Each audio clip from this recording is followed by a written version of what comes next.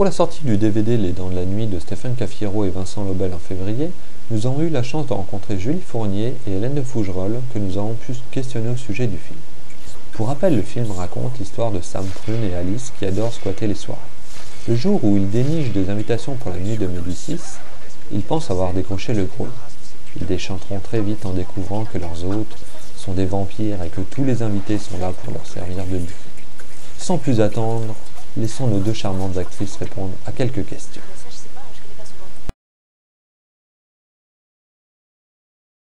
Via mon agent, avec les deux réalisateurs, on a parlé du projet, etc.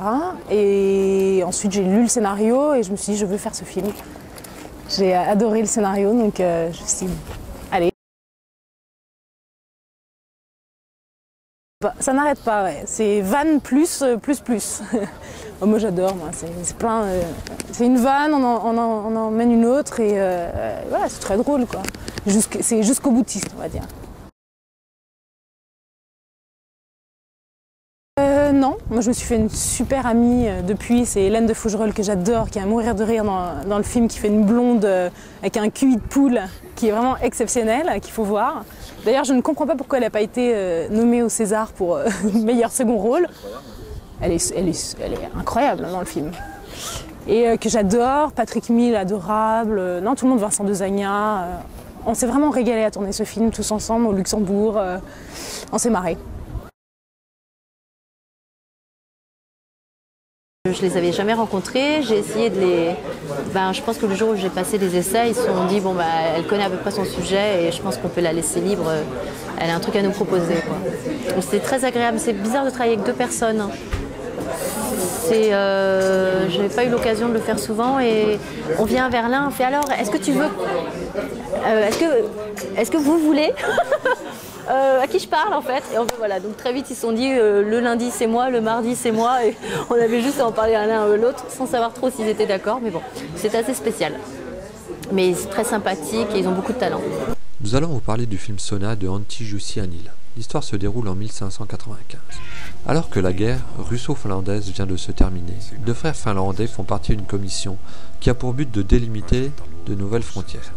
Mais des événements étranges arrivent. Avec Sona, le cinéaste nous propose à nouveau un métrage à caractère historique, une ambiance lourde et remplie de symboliques religieuses. Le Sona est le lieu où l'on se purifie de ses péchés. Le film traite intelligemment du mythe judéo-chrétien du purgatoire. Nous vous proposons une interview du réalisateur.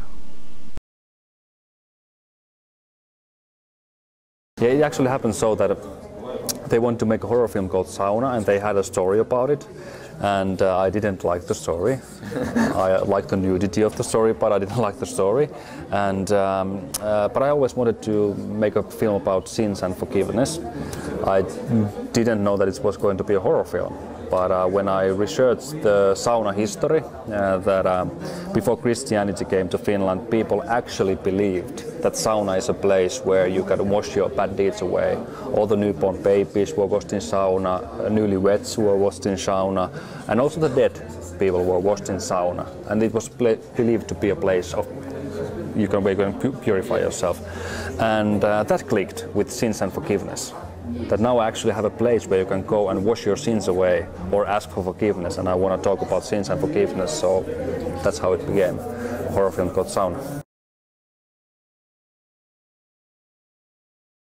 We were of course aware of the Japanese thing, but what we actually did was that we wanted to infect the civilians with the sins of war, and from there came the little girl.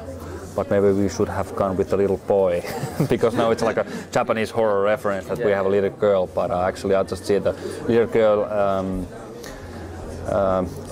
so innocent that it's like a really easy thing to collaborate in horror film. Dans les autres films qui nous ont marqués, on notera The Midnight Mitrain de Ryu Kitamura. C'est le réalisateur d'Azumi qui est de retour dans un film très gore. Il est loin de jouer la carte de l'humour comme on voit souvent en ce moment, et il donne une dimension très intéressante aux nuits dans le métro. On se demande d'ailleurs qu'est-ce qui se passe lorsque le dernier train arrive à quai. C'est soutenu par de très bons acteurs et ça joue sur une violence excessive. Le long métrage ne déçoit jamais. On notera aussi Manhunt, donc c'est un survivor comme on les aime, qui est même très très réaliste, hein, on pourrait même dire même trop. Et ce long métrage est très très sanglant. D'ailleurs, dès les premières images, le spectateur entre dans l'action. Et d'un point de vue en fait réel, le film est superbe. À aucun moment le spectateur se posera cette question, est-ce que c'est impossible ou est-ce que c'est possible. On est vraiment pris par le film.